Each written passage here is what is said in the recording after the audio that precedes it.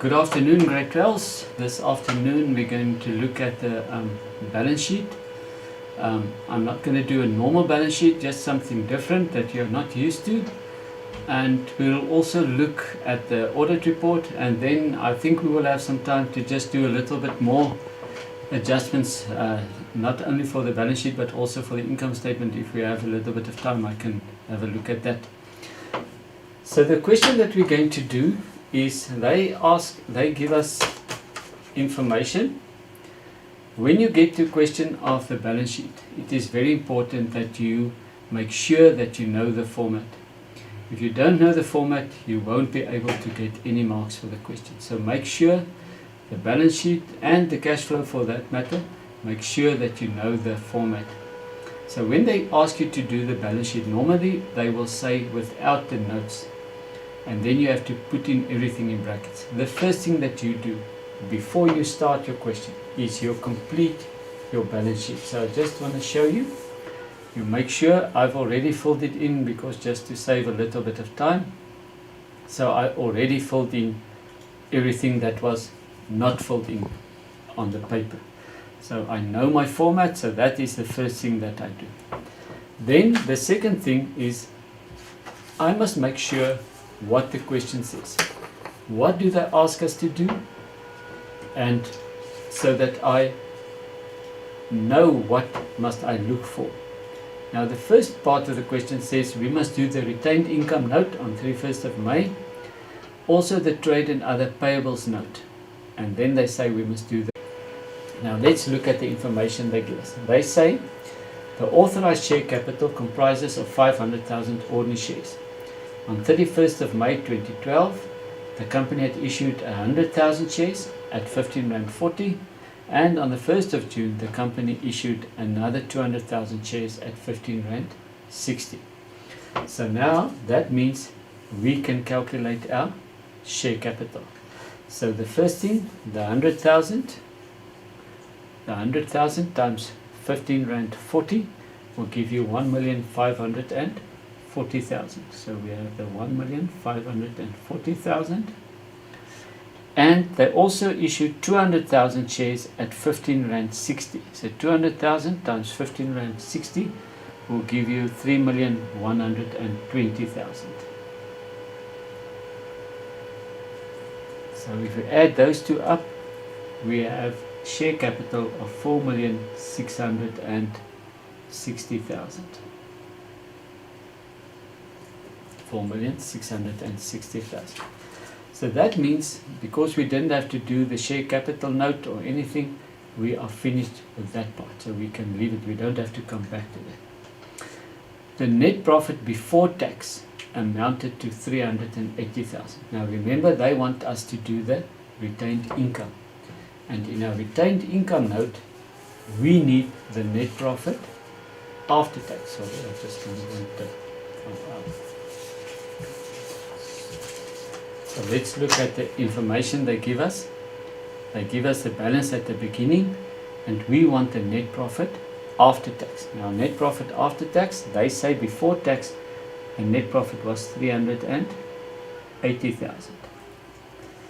And they say in the next one, income tax is calculated at 28% of the net profit before tax. In other words, if we want the net profit after tax, we can multiply that by 28% and then subtract it, or we can say 100 minus 28 is 72%. So we can actually multiply that by 72%. So 380,000 times 72% will give you 273,600. 273,600. Then we finished with the second and the third one. Now, the fourth one they give is the debt equity ratio. Now, we are used to questions where they ask calculate the debt equity ratio or calculate anything. Now, they give us the debt equity ratio. It's 0.4821. And remember, debt equity ratio 0.481 is our debt in relation to your equity, owner's equity. So we will have one of the two figures, and then we can calculate the other one. So at this stage, if we look at our balance sheet, we can't do anything because we don't have our retained income and we don't have our loan. So we just leave it out for a while. The next one, number 5, the capital employed on the 31st of May is 7.4 million. Now that's one that we don't really know. Remember, we have return on capital employed. And returning on capital employed, the capital employed part is your shareholders, your owner's equity, as well as your loan added up. So what do we have here? If we look at the balance sheet, we know that the shareholders' equity, and our loan, if we add that up, it will be 7,400,000 rand. So still we can't do anything because we still need our retained income. Then they say the next, we'll use it also later on in the question.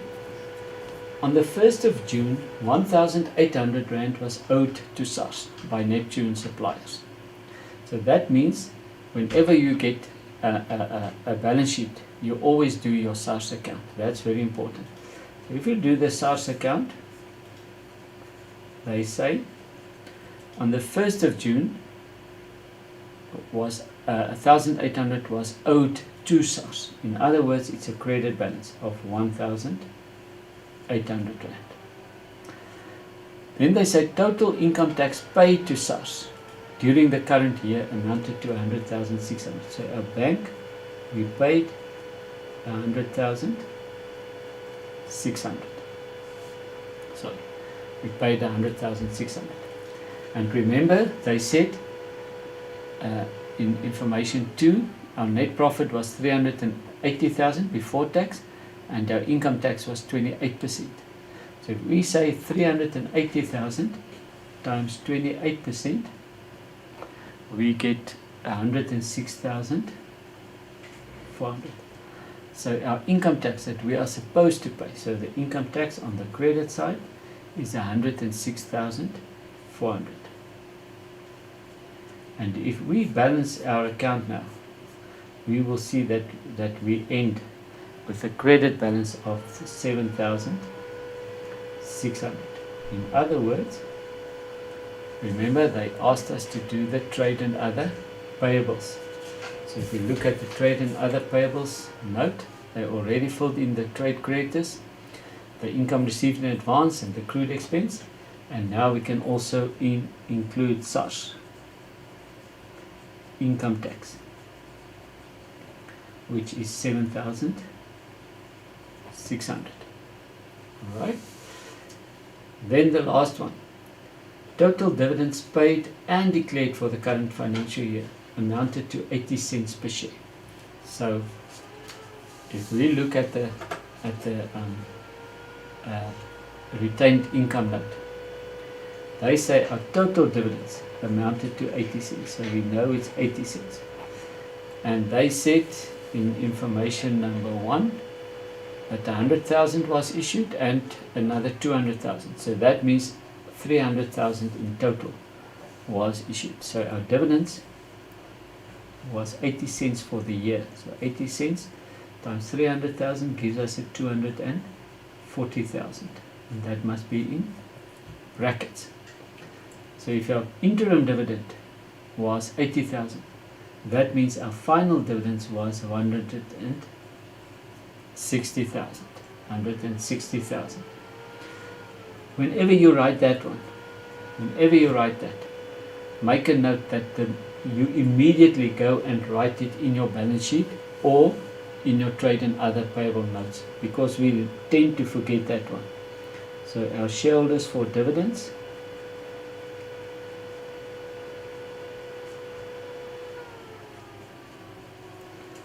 is then the shareholders for dividends is the 160,000. Alright, so now we can add that up. If we add that one up, we get 600,000 for our trade and other payables.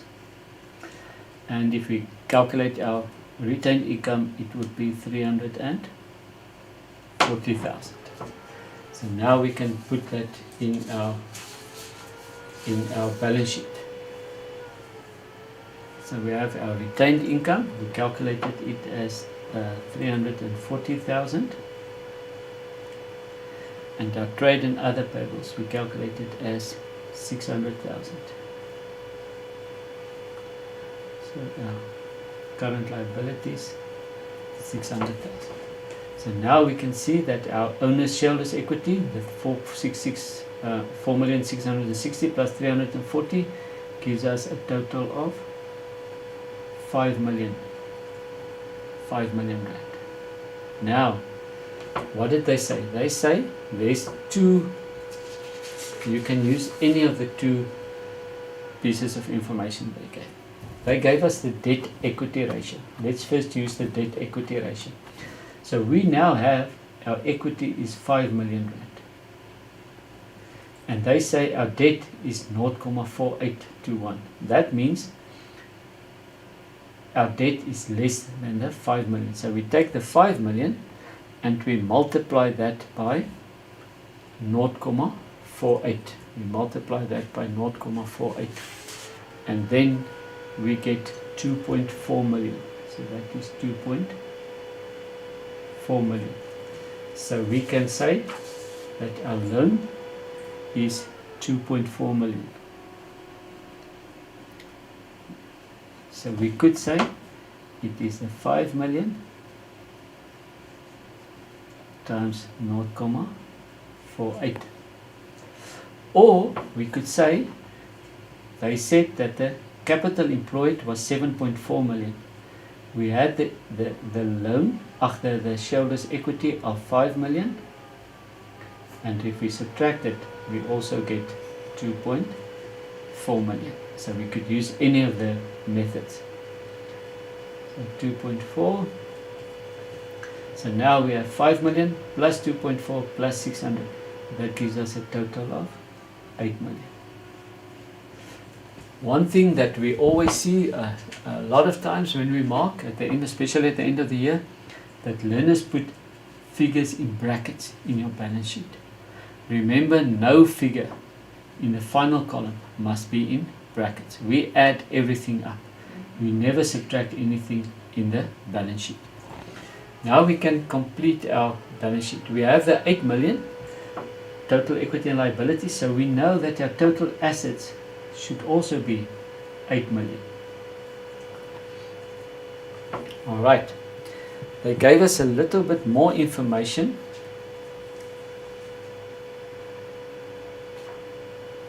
Let's just find it now. Okay. Sorry for that. Number 8, they say the current ratio for the year is 2.321. So remember, current ratio, current is current assets to current liabilities. And they say that ratio is 2.321. If we look at our balance sheet, we have the current liabilities, which is 600,000. So we have 600,000. So our ratio says for every 1 rand, we have 2.30 rands worth of current assets. So we take the 600 and we multiply that by 2.3, and then you get 1,380,000. So if we look at our current assets, so we can write there, it's a 600,000 times 2.3, and that gives us 1,380,000. 1,380,000. Now we still need two figures. They also give us the asset test ratio. The asset test ratio. So let's do it here.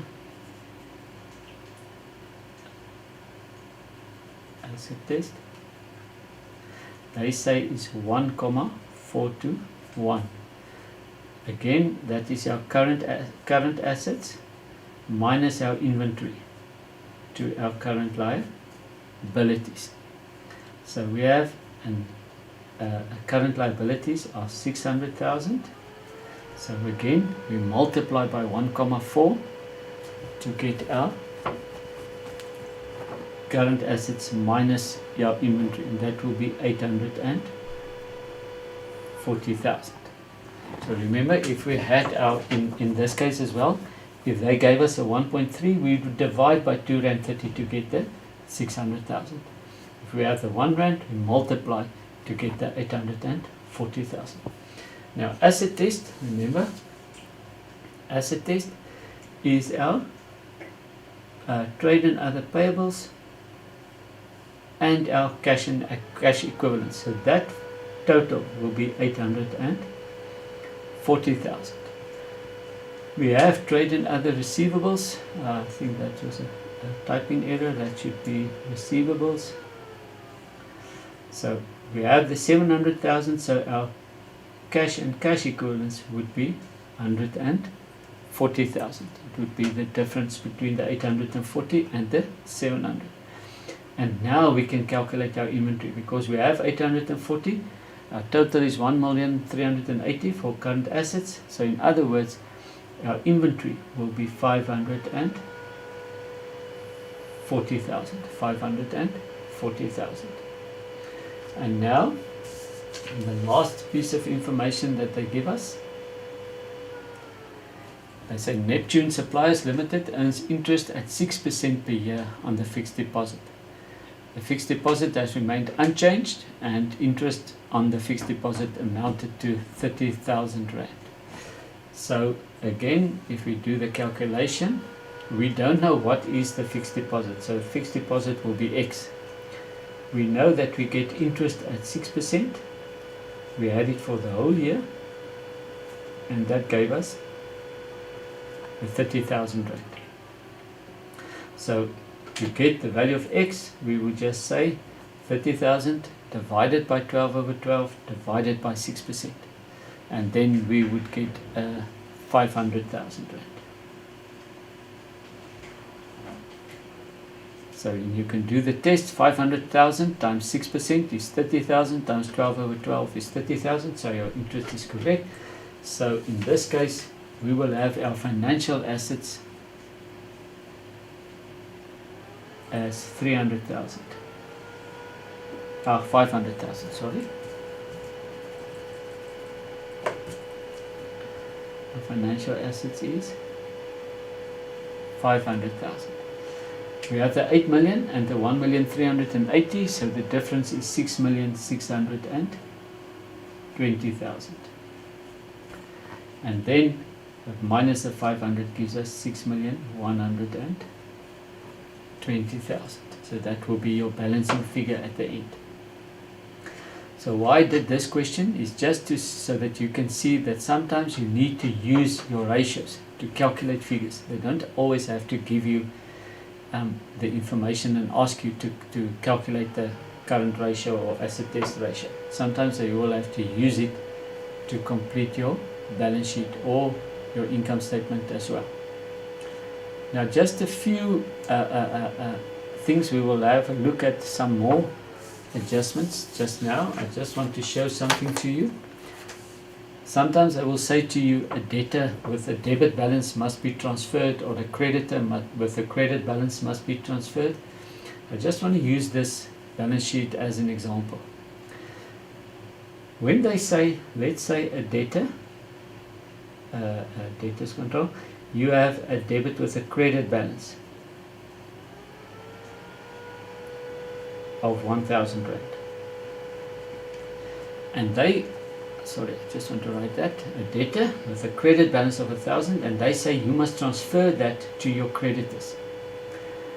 Now a lot of learners will subtract it from their debtors and add it to their payables or their creditors. Now if you do that, if we subtract 1,000 here and add 1,000 here, our balance sheet won't balance. So when you have to transfer something, all you do is write the following. You write debtors control, creditors control. And you say on the debit side and the credit side, and the debit and the credit side. They say it's a debtor with a credit balance, so the 1,000 is here. So they say you want to transfer that to there. Now remember, debtors control, the debit side is your plus side and credit is minus. Creditors control, plus is on the credit side, minus is on the debit side. To take this out, I have to debit my debtors control and credit my creditors control.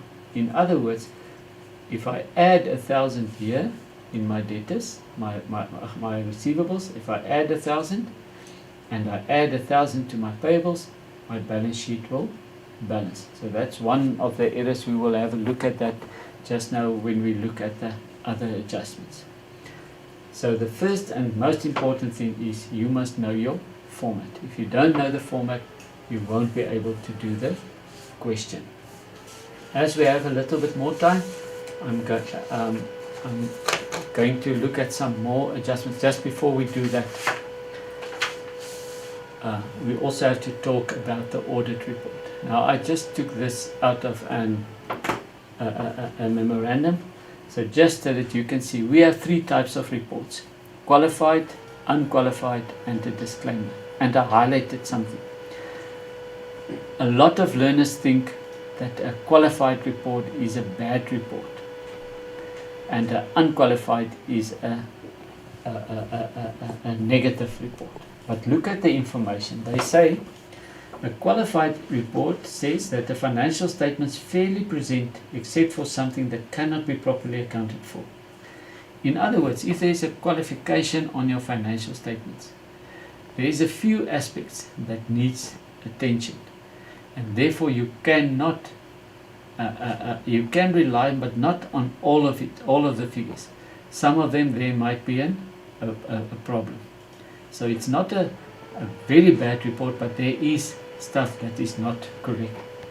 If you look at the unqualified report, they say that they fairly present in all material respects. In other words, this is a good report.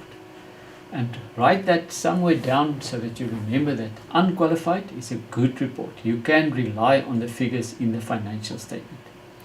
Now, disclaimer report, that's a very bad report. So that means there's a lot of errors and stuff going on that's not good for the company. Therefore, you cannot rely on the figures in that statements. So remember, qualified, there's a qualification, means there's some problems. Unqualified is a good report, and a disclaimer report means you can't really rely on everything that is in the financial statements because there's quite a lot of errors. So make sure that you just do it quickly. So when you look at the audit report, look for these words. They say fairly present in all material respects. Then you know it's an unqualified report. If they say fairly present except for something, except for, then you know there's a qualification on that. And if they say they are unable to express an opinion, it means it's a disclaimer report. So just on the reports, so that we look at that. So let's carry on with some of the adjustments. I want to show you some of them, which is important that you might come across during this exam. I first want to let us first just look at the balance sheet adjustments, then we'll come back to a few income statement adjustments as well.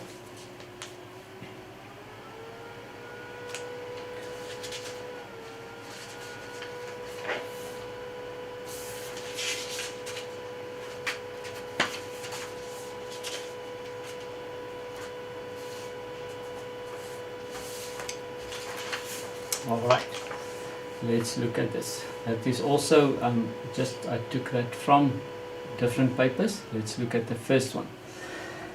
They say the loan on 28 February was 433,500. Then they say interest on the loan is capitalized, but no entry has been made in the books. A monthly installment of 5,200 including interest is paid. This was taken into account. The loan statement showed a closing balance of 487,000 rand. The company plans to increase their loan repayments in order to settle 20% of the loan balance in the next financial year. So remember, if you look at that, our books shows the balance as 433,000 rand. The statement that we received showed the balance as 487,000. So that is because there's a difference of interest. So we must take the difference, which is 53,500, and we must add that to our books. So we will debit interest and credit the loan, so that our loan also reflects the 487,000 rand. Now our books and the statement is the same, and now they say they increase they plan to increase their loan repayments in order to settle 20% of the loan. So remember, what is our loan? Our loan is not 433 anymore. It's now 487,000. So if we multiply that by 20%, we get 97,400. And we calculate that because we want to put in our short-term loan under our trade and other payables. So we will subtract the 97,400 from the 487 in our loan, and we will show that as a short-term loan under our trade and other payables. Alright, so remember, we use the balance of the statement that we received, not the balance of our account. Now the following one. This is a difficult one. A lot of learners, they struggle with this one. They say, we have a loan from a director, J. Jonas, on 29 February 2016 of 1,155,000. Then they say the loan was originally received on the 1st of December 2013. The loan is to be repaid over 5 years in equal monthly installments with effect from 31st of December. All payments have been made and interest is not capitalized and has been paid in full. Now, the first thing we must calculate is how many payments, how many installments must we do. So if we take the 5 years, we know there's 12 months in a year, so that means we must make 60 payments. The next thing we must do is determine how many payments have already been made. Now remember, we took the loan on the 1st of December 2013. So what I do is at the end of 2013, that means we would only have paid on the 31st of December, only one payment. At the end of 2014, we would have paid another 12. We would have paid another 12. 2015, another 12. And we are now in February 2016. So in 2016, we only paid for January and February. That means 2. So in total, that means we have already paid 27 payments. So of the 60, we already paid 27. So how many is left? So we subtracted 27, and that gives us 33 payments that we still have to do. So this 33 must be calculated to pay off the 1,155,000. So if we take the 1,155 and we divide that by 33,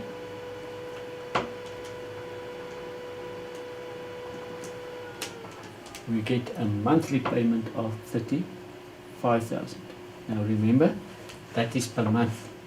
Why do we want to calculate the per month? Because we want to know what will be our short-term loan. In other words, how much will we pay off next year?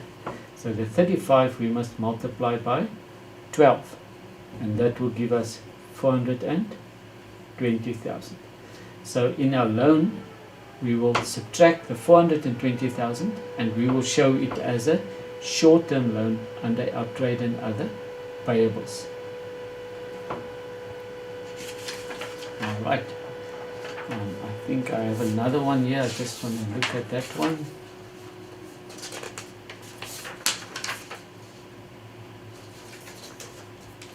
There's another one. Let's quickly look at this one. It comes with that question that we did before. So remember, let's look at D and E. We did the number 1 to 6, the adjustments.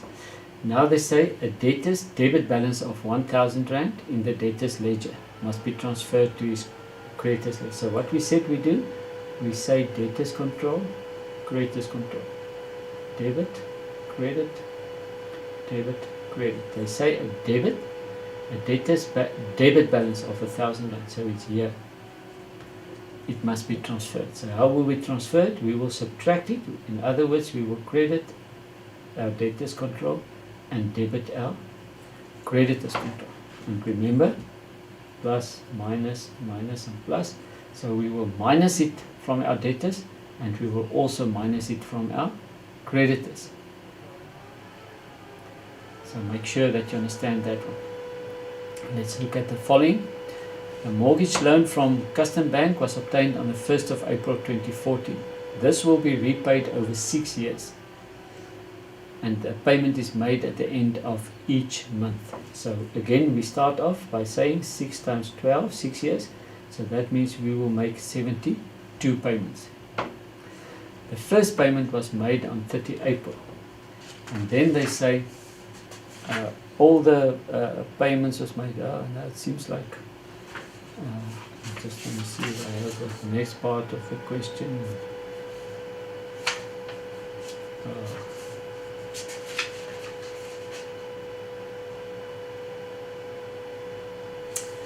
Oh, sorry, I see it didn't copy the final part of the question. But we, our loan, we are now on 30 June 2015. Let's see if we can do that. We are on 30 June 2015. So if we look at 2014 again, we made the first payment on 30 April. So we paid for April, May, June, July, August, September, October, November, December. So we made 9 payments for 2014. And 2015 we are in June, so in 2015 we made 6 payments. So that means a total of 15 payments. So in 2014 we made 9 payments and in 2015 we made 6, so it's 15 in total. So if you subtract that from the 72, that means we have 57 payments left. Our loan is 262,200. So if we divide that by 57,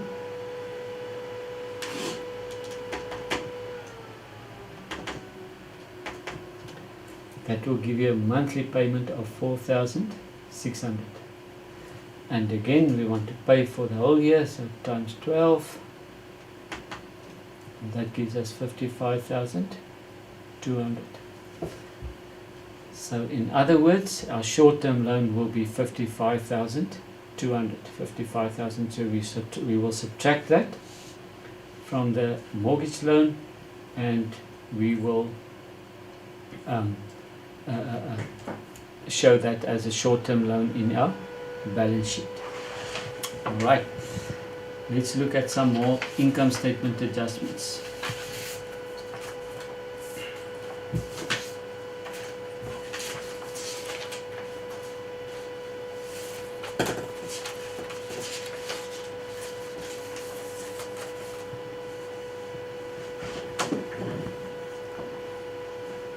Yes, again, it's not all the figures, I just took some of them. They give us the pre-adjustment trial balance on 30 June 2016. Look here, they give us the sales and they ask us the cost of sales. Remember the previous one, we had the cost of sales and we had to calculate the sales. This one we have to look at a little bit carefully. We must look carefully at this one. They say a credit note for 35,700 issued to a debtor dated on 27 June 2016 was not recorded. So let's first record the credit note. In other words, we have the sales. I'm going to write the sales here, 4,777,300. And we have a credit note of 35,700. Credit note, we must subtract the 35,700. And that will give us a sales of 4,741. Okay, let's stop there. The cost price of these goods was 21,000. So we know in our cost of sales, we will subtract 21,000 and our trading stock, we will also, it was a credit note, so our trading stock, we received 21,000 back. So that was placed into stock. Alright, now they say the business prices its goods at a markup of 70% on cost. Now, the important part. Trade discount of 297,200 was allowed on invoices to certain customers. So we must remember, we can't use this figure. If it just stopped there, again, if it stopped there, we would say the 4741 and we would calculate the cost price using the 70%. But now they say there was trade discount. And remember, trade discount is subtracted from your sales. So what we first need to do, that will be the figure that will be in your income statement. But to calculate our cost of sales, we have to add the 297,200. Because then we get the original selling price. And that will give you 5038,800. That's original selling price. So to calculate the cost price, we divide by 170% and we get a cost price of 2964000. 2964000. So now we have our cost price. So remember, this will be our cost of sales in the income statement, and that one will be the sales in the income statement. Now here's one of those examples where we said, let's just quickly go back, the 35,700, it was a credit note. In other words, our debtors controlled, we have to subtract the 35,700 because it was not recorded. We have to subtract the 35,700. Now they say, adjust the provision for bad debts to 4% of the debtors. So again, if we did not do that, if we used the 116,000, it would be wrong. So we would say the 116,500 minus the 35,700 gives us 80,800. And the 80,800 we multiply by, I'm just going to write it here, 80,800 we multiply by 4%, and that gives us 3232. Now if you look at our 3732, we have a 3732 and we want it to be 3232. So that means we have to subtract 500 rand. And if we subtract, it is an income. So provision for bad debts adjustment will be under our operating income. And now again, the same with trading stock. They say the physical stock count showed 225. So if we did not do the adjustment, if we used the 209,000, we would have a surplus of about 16,000 rand. But now what happens? We have the 209,500 plus the 21,000 gives us 230,500. So according to our books, we have 230,500. So there is a deficit of 5,000. So we subtract trading stock deficit 5,000. Packing material, I just want to quickly show you something there. Also an error that a lot of learners make. Let's say I don't have the packing material, the figure, but let's say in our trial balance, the packing material was 10,000. And now they say 3,700 was on hand at the end of the year. So we normally what we do is we subtract 3,700 and then we get 6,300 in our income statement. This 6,300 is the amount that we used. We used that, so that is why we show it as an expense. But what happens, sometimes they will say to you, you have the 10,000 and then they will say 6,300, the packing material used during the year was 6,300. Now if they say it was used, you don't have to subtract anything. You show the 6,300 in your income statement. If they want you to do the balance sheet, you have to subtract the 6,300 from 10,000 to get the stock on hand, and that is for your inventory note. So make sure that you read carefully. If they say what was used, you can know that is the final figure in your balance sheet. Then I'm just going to do two more adjustments that I want us to look at. Number H. The monthly rent did not change during the year. During April, the tenant paid 6,000 Rand for repairs to the premises. I just want to see if I have the figure for, yeah, sorry. The tenant paid 6,000 Rand for repairs to the premises. He deducted this from his rent for May, as repairs are the responsibility of the company. The repairs were not recorded. The rent for July was received and deposited during June. Alright, so here's quite a lot of things we have to look at. Now remember, we received our rent up until July, in other words for 13 months. But now we must remember the rent. I just want to write down the figure for us here.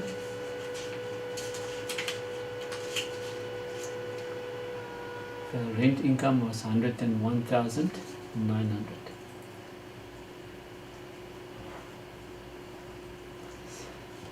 Now, if they didn't say this sentence of the 6,000 repairs, we could just divide that by 13. But remember, he subtracted the 6,000 Rand. So we must first do the entry, because we did not record that repairs, and we were supposed to pay that. So what we will do is, repairs is an expense, so we will add that to the expense, the repairs. We will add 6,000, we will debit repairs, and we will credit our rent income. So in other words, our rent income will be now 107,900. And that figure we can divide by 30, and that will give us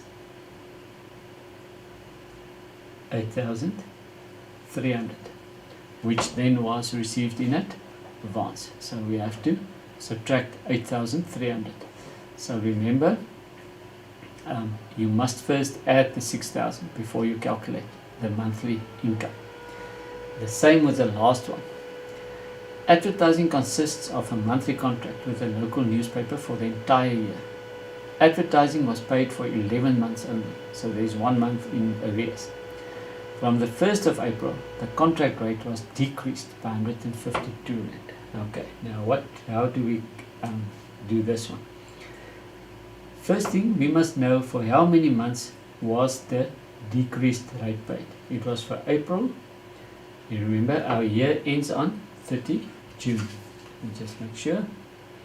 Our year ends on 30 June. Alright. Let me just quickly write the advertising 2596. I just want to write it here so that we have the figure. That is the figure that is in your trial balance. So April and May, that's the 11 months. So only 2 months there was a decreased payment. So we will first take the 152 and multiply that by 2, and that gives us 304 Rand. Now, the 2596, because it was a decrease, we will first add the 304 Rand. So the 2596 plus the 304 gives us 20,900. And that was for 11 months. So we divide that by 11. And that gives us 1,900 Rand a month. And that was before the decrease. So remember, now we have to subtract the 152, and that will give you a final figure, monthly installment of 1748, which is in arrears, so we have to add 1748. The same adjustment, if it was increased, we count the number of months. We first calculate the number of months, and then we subtract it from the figure they give us in the trial balance. and at the end you add the increase again with the payment before the change took place. So make sure that you look at those two as well as the one where they say a certain percentage. I hope that this adjustments helps and that you will be able to use them when we come on Friday and write the exam. Good luck, and I hope it goes well.